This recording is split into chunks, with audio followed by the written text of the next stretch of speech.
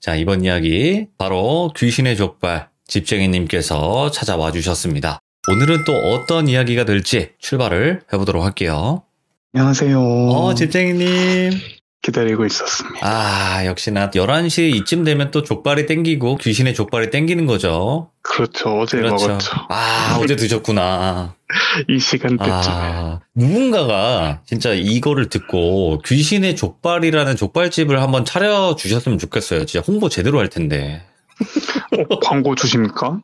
주죠. 아니, 진짜 그 간판 자체를 귀신의 족발로 지었다는 것 자체가 엄청난 용기거든요. 궁금해서라도 갈 것 같아. 여기 왜 귀신이지? 하고. 제가 한번 추진해 보겠습니다. 예. 한번 나중에 차리실 생각 있으시면 말씀하세요. 네, 알겠습니다. 아, 좋습니다. 자, 그러면 오늘 집쟁이님께서 해주실 이야기가 그냥 뭔가 주제를 물어보기보다는 바로 한번 가보는 게 어떨까 생각을 해보게 되네요. 바로 외쳐봅니다. 좋죠. 귀신의 족발입니다. 귀신의 족발입니다.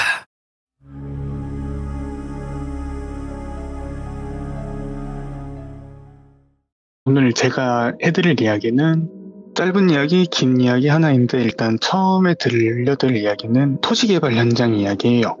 가끔 토지 개발 현장에서 땅을 파다 보면 연고를 알 수 없는 관이 하나씩 발견되기도 해요. 예.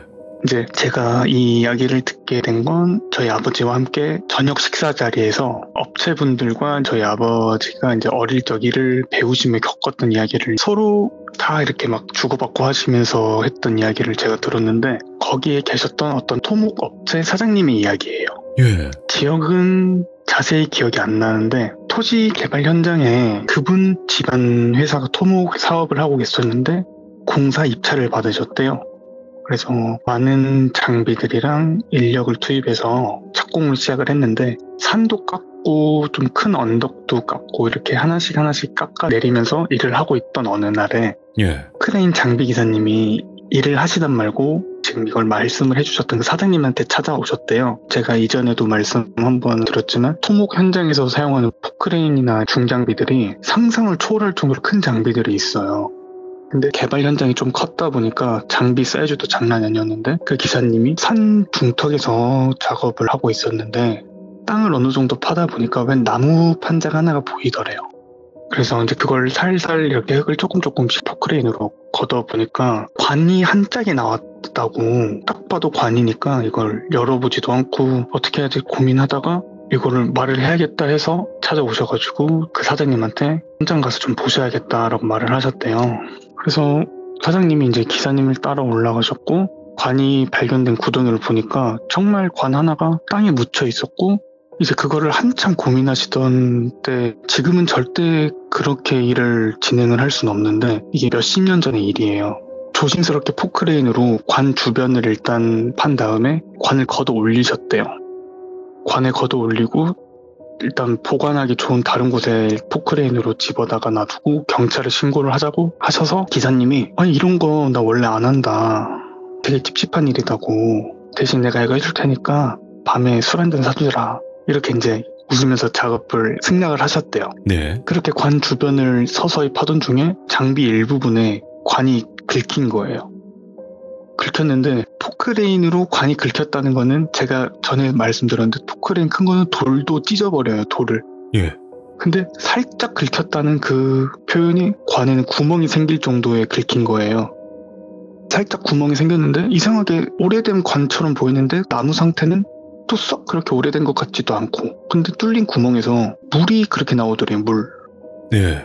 원효대사 뭐 해골물 이런 게 아니라 정말 물이 나오더래요. 예. 원래 이제 사람이 부패를 하게 되면 신체에서 좀 뭔가 물 이런 수분이 나온다고는 하지만 오래되어 보이는 관에서 물이 나오는 게 이상하잖아요. 이게 비가 온 것도 아니고.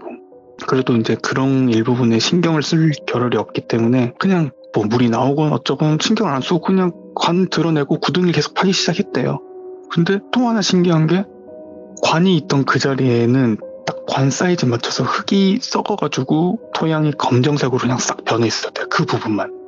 악취도 엄청나고 썩은 흙은 색깔이 검정색이면서도 약간 녹색을 띠기도 하고 냄새가 엄청 심한데 그분은 포크레인 안에서 일을 하는데 그 냄새가 나더래요. 일단 그런 흙은 다시 쓸 수가 없기 때문에 구덩이 자체를 더 깊게 파서 이제 거기서 나온 흙들은 따로 버리시고 그 이후에 경찰서에 신고를 하셨대요. 경찰서에서 나와서 일단 관에 대해서 처리를 해주시겠다고 하고 그 관을 가져가시고 경찰서에서 어디로 갔는지 몰라요, 그 관이. 그리고 그 구덩이를 판 이유는 전봇대를 매립하기 위해서 콘크리트 큰 기둥을 먼저 묻는데 그 기둥을 묻기 위해서 구덩이를 팠었대요. 예. 그렇게 관도 경찰에 신고를 해서 이동까지 시키고 별 사건 없이 무난하게 공사가 진행되고 있던 중에 이제 이상한 일이 발생하게 돼요. 워낙 큰 현장이고 장비나 이런 연장들이 값어치가 많이 하다 보니 야간에 경비원들을 채용을 해서 쓰기도 하는데 야간 근무를 하고 있던 경비한테 연락이 왔대요. 예. 현장에 머리 벗겨진 사람이 자꾸 전주 주변을 서성이고 들락날락거리고 전봇대를 오르락내리락 하더래요.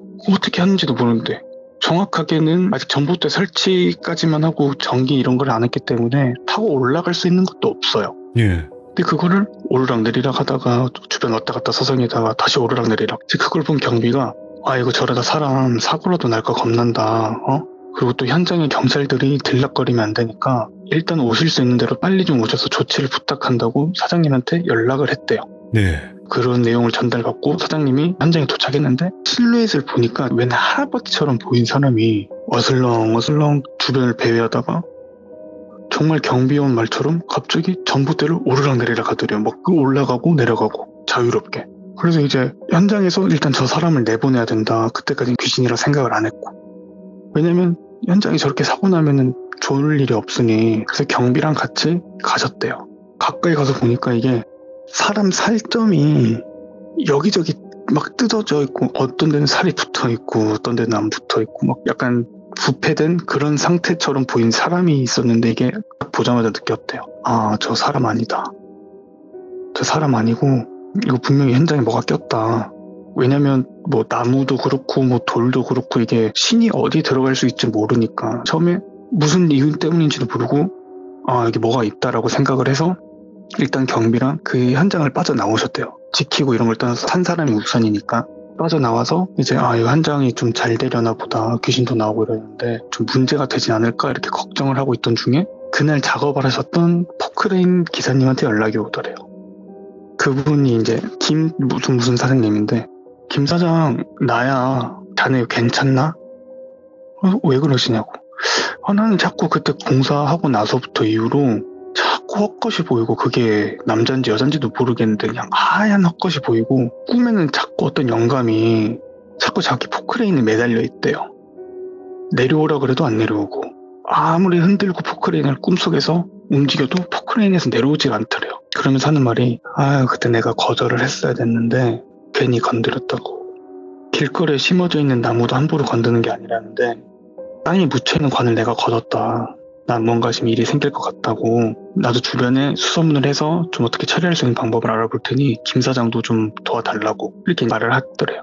개발 현장 큰 곳 같은 경우는 가끔 현장에 무당을 초청을 해요. 현장 잘 되라고 구슬을 하기도 하는데 그 개발 현장이 제가 꽤나 컸다 그랬잖아요. 그 현장 역시 무당을 불러서 현장이 잘 되게 해달라는 구슬을 올렸대요. 이미 공사 시작하기 전에. 그래서 뭐 다른 무당 알아보기에 그냥 우리 행사해줬던 무당에게 구조 요청을 한번 해보자. 그래서 무당에게 연락을 하고 상황 설명을 해서 무당을 불렀어요. 근데 이제 무당이 현장에 딱 오자마자 저 전봇대지 그러는 거예요. 그래서 맞다. 내가 말씀드린 전봇대가 저기다. 근데 그 전봇대가 하나만 있는 게 아니라 여러 개 있고 위치를 설명해 주지도 않았는데 그걸 딱 찝어서 말하더래요. 저거지. 와. 그러면서 김 사장한테 하는 말이 저기서 뭐 뺐냐고. 뭐 뺐어요? 물어보니까 이게 뭐 뺀 게 없잖아. 이제 단순하게 뭘 뺐지? 내가 뭘 뺐다는 걸까? 하다가 아 포크레인으로 땅을 파다가 관이 나와서 그냥 마음대로 빼놓고 경찰에 신고하고 처리까지 다 했다. 예. 또 그게 이상이 된 거냐? 그러니까 부당이 일단 기다려봐라. 기다려보고 내가 다녀오겠다고 하고서 그 전봇대로 가더래요. 예. 한참을 주변에서 서성을거리고 막 전봇대도 만졌다가 땅에도 앉았다가 막 혼자 어떤 걸 하더니 내려와서 하시는 말이 임종 후에 제대로 된 과정을 거치지 못하고 그냥 허술하게 관에 묻힌 채로 무덤 하나 제대로 만들지도 못하고 그냥 그렇게 돌아가시고 나서 집도절도 없는 오갈도 없는 영으로 보인다. 근데 영이 말을 제대로 못해. 내가 보니까 살아있었을 때 건강한 사람은 아니고 아마 장애인이지 않았을까 싶다고 근데 분명히 묻혔을 때는 이렇게까지 안 늙었는데 이 사람이 혼자 어디 올라가지 못하고 계속 영이 늙었나 보다. 그래서 김 사장이 하는 말이 아니 귀신도 늙냐고. 그러니까 무당이 하는 말이 아니 세상에 귀신이 있는데 귀신은 늙으면 안 되냐. 세상에 귀신이 있다는 존재도 신기한데 그 귀신은 늙으면 안 되는 거냐고. 그런 소리 하지 말고 지금부터 내가 하는 얘기 잘 들어라. 갈 곳 없는 영감의 묘를 너네가 걷어버렸으니 그 영감은 자꾸 그 자리에 맴돌고 자기가 자고 있던 거기에 전봇대가 들어가 버렸는데 그래서 전봇대에 올라타고 나름 혼자 시위를 하고 있는 거다. 응? 근데 내가 말했잖아. 장애가 있었던 사람 같다고. 나쁜 사람은 아니다. 나쁜 사람이었으면 너네 분명히 벌 받았고 그 관을 거둔 포크레인 기사는 정말 큰 벌 받았을 거라고. 공사하다가 우연히 발견된 관이지만 니네가 멋대로 관을 옮겨서 저 영감이 지금 되게 심통이 났다. 그러니 너랑 포크레인 기사랑 해서 집에서 안 쓰는 소미불 하나랑 그리고 내가 알려준 음식이랑 술이랑 사서 구덩이 하나만 파달라. 예. 그래서 나한테 연락을 해 라고 하셨대요. 그래서 이제 그 다음날 그 무당이 시킨 대로 구덩이를 파고 준비하라는 걸 다 준비해 놓고 무당에게 전화를 걸었대요. 준비 다 됐습니다. 어떻게 할까요? 무당이 하시는 말이 현장에서 쓰는 나무 파판 같은 걸로 단단하게 나무 박스 하나 만들어라. 정말 양지 마르고 이런 좋은 땅에 구덩이를 하나 파서 판자로 만든 관처럼 생긴 걸 넣고 내가 준비한 거를 다 놓고서 나한테 전화를 해라.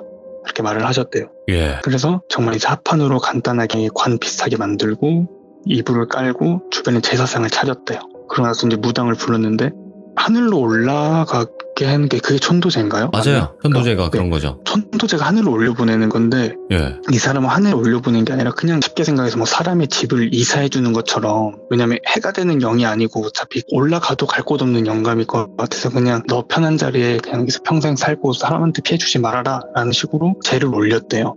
오, 그건 또 뭘까? 네. 그러게요. 저도 이제 뭐 들었던 이야기라 어른들이 술자리 하면서 자기 옛날 이야기하면서 약간 과장이 될 수도 있고 없고는 물론 자유니까 그건 진실은 몰라요. 이제 이야기해줬던 거는 그렇게 무당이 제를 올리고 나서 구덩이에 있던 관이랑 이런 걸 태웠대요.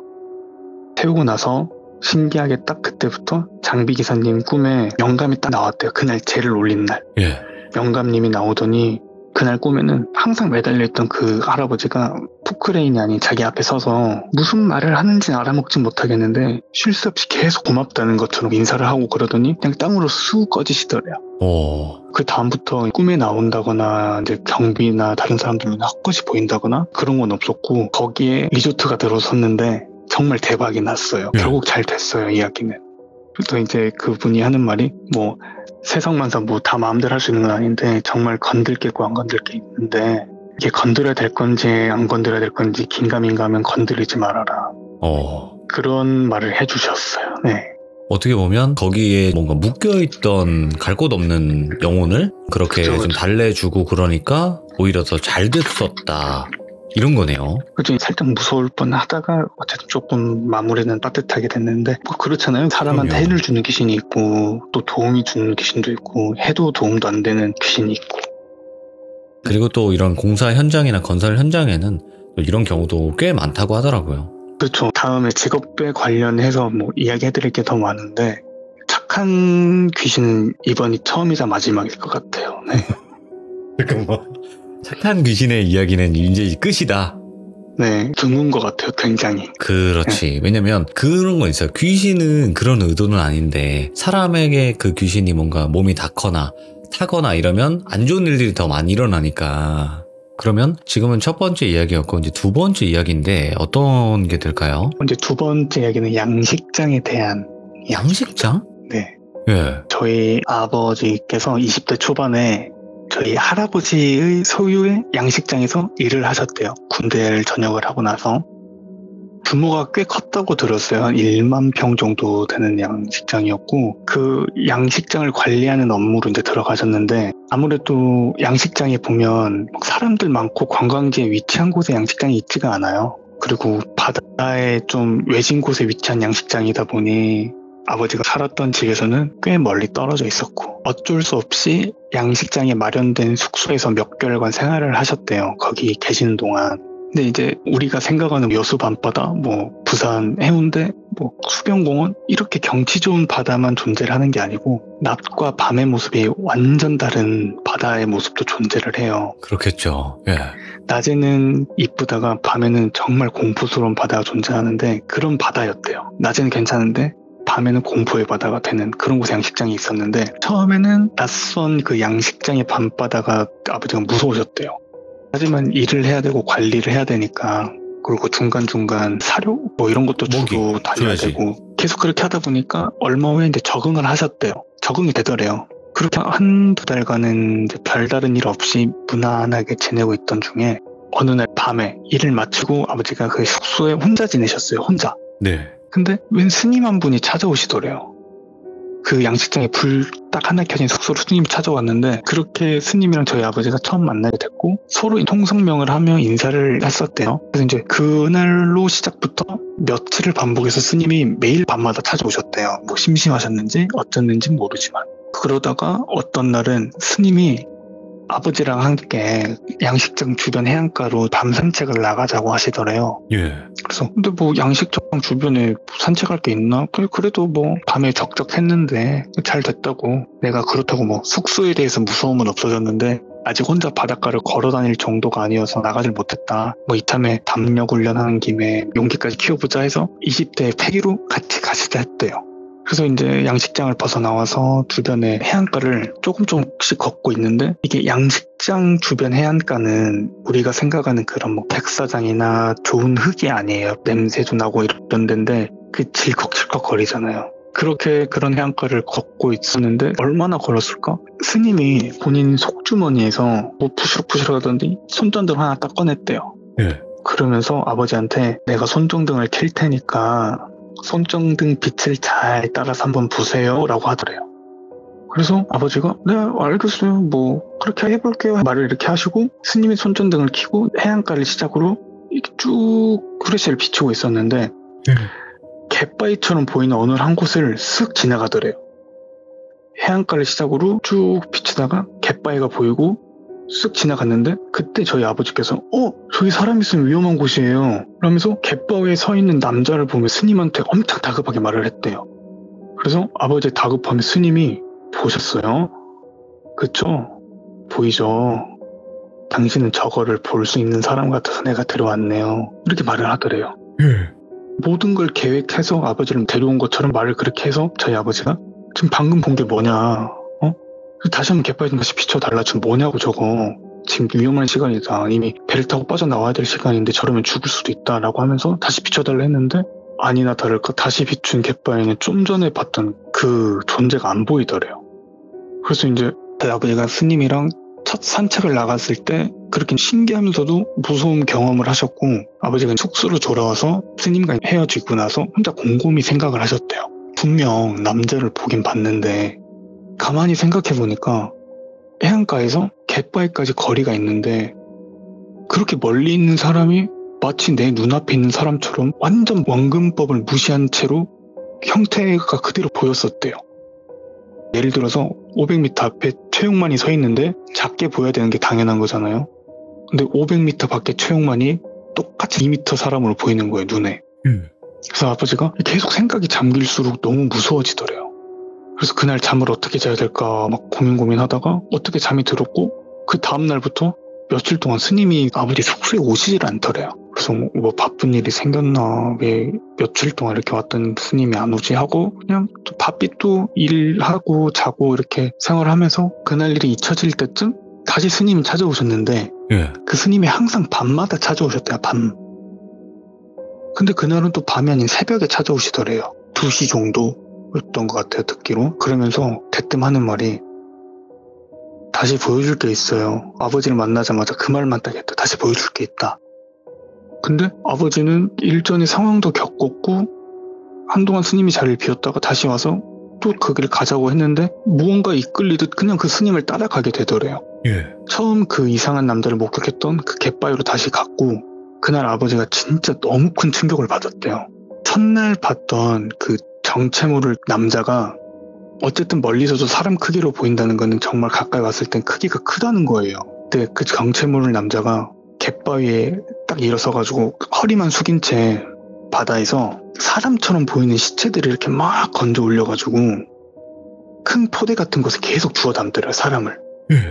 그리고 거기서 딱 아신 게 그 사람이 건져 올리는 시체는 사람 크기였대요. 일반 사람 크기. 근데 그 남자는 한 손으로 그 사람 시체를 잡아서 계속 큰 포대에 담고 있던 거예요. 예. 그러니까 신체적 크기 차이가 정말 어마어마했고 이렇게 건져 올리는 시체 수가 상당하더래요. 잠깐이었는데 쑥. 그래서 너무 겁에 질려가지고 아버지가 스님을 뿌리치고 저희 아버지 말씀으로 뒤에서 정말 호랑이가 죽이려고 쫓아오는 것처럼 살기 위해서 죽기 살기로 도망을 치셨대요. 예. 그리고 그날 새벽이 지나고 그날 밤 스님이 다시 아버지를 찾아오셔서 대뜸 너가 새벽에 본 게 뭔지 궁금해하는 건 난 다 알고 왔다고. 예. 너도 좀 뭔가 신을 받을 준비 그런 게 되어 있는 것 같은데 그러니 귀신을 볼고 너는 준비된 사람이다 라고 하면서 점점 이상하게 좀 합리화를 시키는 것처럼 말씀을 하시더래요. 그러면서 하는 말이 그날 새벽에 본 건 물에 빠져 죽은 사람들이 영혼마저 돌아가지 못하도록 귀신이 그런 귀신들을 품어서 먹는 것처럼 그런 행동을 해서 자기 에너지를 키워나가는 그런 나쁜, 그러니까 악귀네. 악귀라 그러나? 네. 네. 얼마나 나쁘면은 다른 귀신의 존재로 본인의 그 힘을 키워나가는 거래요. 일반적으로 하는 뭐 물귀신, 수살기 이런 존재들은 저 옆에 가져다 대지도 못한다고 훨씬 무섭고 악한 존재다. 예. 그러면서 스님이 저희 아버지한테 하는 말이 당신이 여기 오기 전에 멀쩡하게 낚시를 하던 낚시꾼 3명이 하룻밤 사이에 전부 어디로 갔는지 모르게 사라졌다. 근데 그날도 역시 전날 사람들이 베이스 캠프 준비를 하면서 방금 너가 봤던 그 존재가 사람을 자꾸 표대에 담는 걸 목격한 사람이 있었대요. 3명 중에 1명이. 그런데 이제 그 사람들이 3명이 다 본인들 스스로 제 발로 갯바위에 올라가서 낚시한다고 가가지고 그냥 죽은 거예요. 네. 뛰어내린 흔적도 거지. 없이. 예. 네. 그러면서 하는 말이 자네도 저걸 본 이상 조만간 홀릴 거고 자네 스스로 찾아가게 될 거네 하고 말을 하더래요. 그 스님이 그렇게 말을 하시니까 아버지가 순간 공포심보다 너무 화가 나서 그러면 안 되는데 이 양반아 지금 무슨 소리를 하고 있냐고 화를 내면서 막 다신 찾아오지 말라면서 스님을 밀고 한 번도 나한테 오면은 내가 스님 죽여다가 저것한테 갖다 줄 거라고. 예. 찾아올 생각하지 말라고 정말 딱 끊어서 말을 하셨대요. 그리고 날이 밝고 아버지는 밤에 그 스님이 와서 자기한테 헛소리를 하고 갔다는 생각에 화가 너무 안 풀리시더래요. 그래가지고 양식장 반대편 길목 언덕 쪽에 있는데 스님이 이제 계시는 걸로 파악되는 절이 있었는데 내 아버지가 내가 저 절을 가서 싹 뒤집어 엎어버려야겠다고 마음을 가지고 어차피 양식장 주변에는 절이 저거 하나밖에 없는데 그 스님이 왔으면 무조건 그 절에서 왔지 다른 데서 올 리가 없다. 그렇게 확신을 하고 사람 겁주면서 무당이 굿하는 것처럼 아버지에게 이제 돈을 뜯어내려고 한다는 수작으로 생각을 하셨대요.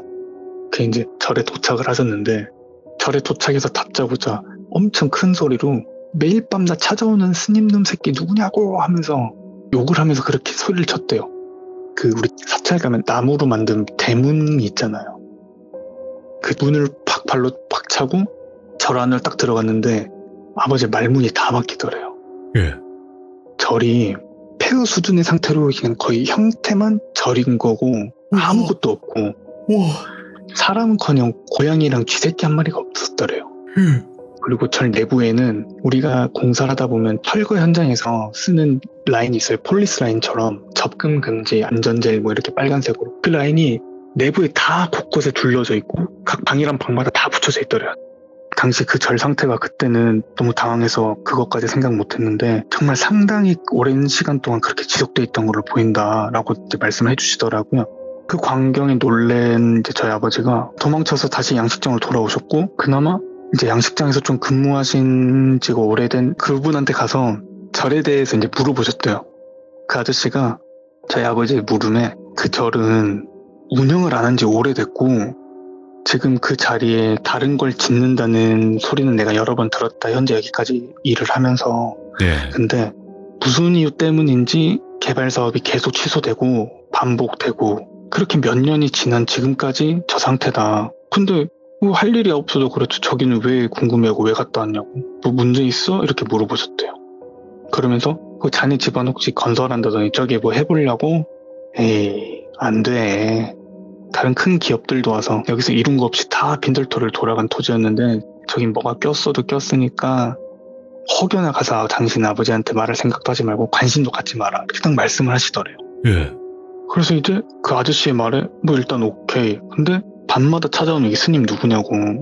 요즘 스님들 계속 이런 식으로 돈 뜯어가냐 이렇게 말을 했대요. 처음엔 괜찮더니 자꾸 갯바위 쪽을 끌고 가서 나는 보고 싶지도 않은 귀신 보여주고 나 지금 너무 화가 나서 미치겠다 이렇게 말을 하니까 아저씨가 자네 매일 밤마다 술 먹는가? 이렇게 물어보시더래요. 매일 먹진 않는데 왜요? 아니 거기 스님이 있을 리가 없는데. 스님을 봤어? 글쎄 그 절에 스님이 있을까? 라고 이렇게 말을 하더래요. 그리고 그 갯바위 근처는 여기 마을 사람들도 잘 안 가. 귀신 나온다고 사람들이 무서워서 가지도 않고 객지 사람들 갯바위에서 지금 죽은 사람들만 몇 명인지 아냐고 물어보지도 말고 궁금해하지도 말고 절이건 갯바위건 다시는 가지도 말고 쳐다도 보지 말라고. 그리고 특히 외진 이런 양식장에선 밤에 함부로 돌아다니는 거 아니야. 너 바다에 귀신이 얼마나 많은 줄 아냐. 조심해. 이렇게 말씀을 하시더래요. 예. 그래서 이제 아버지가 순간 이제 생각이 엄청 많으신 거예요. 근데 저희 할아버지가 너무 엄하시니까 그런 이유 때문에 일을 그만둔다 할 수도 없고 되게 고민을 하다가 아버지가 이제 되게 원시적인 방법으로 새조개랑 뭐 꼬막 뭐 별의별 거 다 양식을 했는데 어패로 썩은 걸 일부러 드셨대요. 나가기 위해서.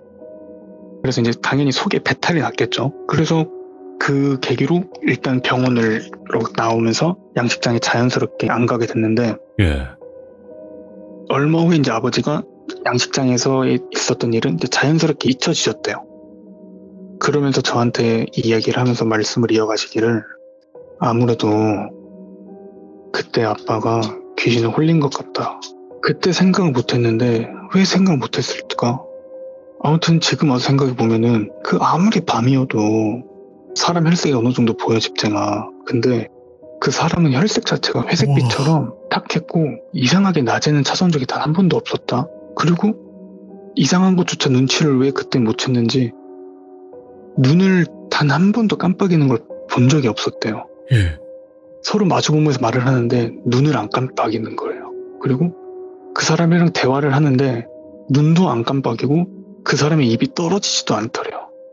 그러면서 그 사람이랑 주고받았던 대화가 하루가 지나면 생각이 나지도 않았고 그 스님의 존재도 잊어버렸고 밤만 되면 다시 일이 무한반복이 됐던 거예요. 그러시면서 그때 왜 그걸 알아차리지 못했는지 이게 꿈이라기엔 말도 안 되는 거고 이게 정말 생각할수록 복잡해지는 기억이다.